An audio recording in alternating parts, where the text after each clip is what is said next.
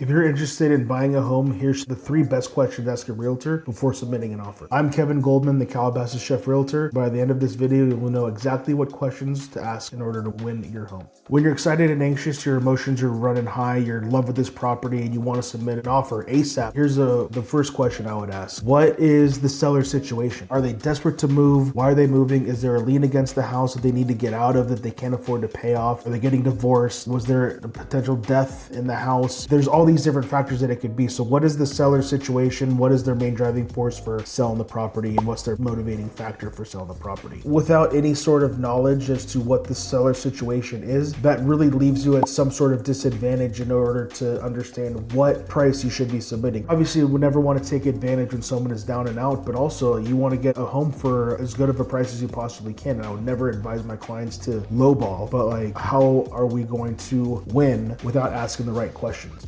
And while it's important to understand what the seller's situation might be like, it's also important to understand what is this home's price in relation to the homes in the area? How's it holding up to the comps in the area? If you are just looking at a house with certain specifics, certain criteria, every buyer is on Zillow. We're just going to unfortunately have to use Zillow as an example. You put in the criteria that you want 4+ bathrooms, 4+ bedrooms, and then all of a sudden there's like a property that has 3 bathrooms or bedrooms, so it doesn't populate on your search, but it's literally right next door to this house, and you happen to like the way that house looks more, you're not going to know. It's my job as the buyer's agent to also do the research on the surrounding area, collect some data, and compare prices so that if we walk into this property that is clearly outdated, yet priced just as much as Peggy and Sue's house down the street that is completely updated, and it's the same floor plan but completely updated, and they're the same price, I can also start to ask questions like, so have you guys seen Peggy and Sue's house down the street? You know, it's the same price, and theirs is updated, and yours is still stuck in the 90s when it was built. It's just an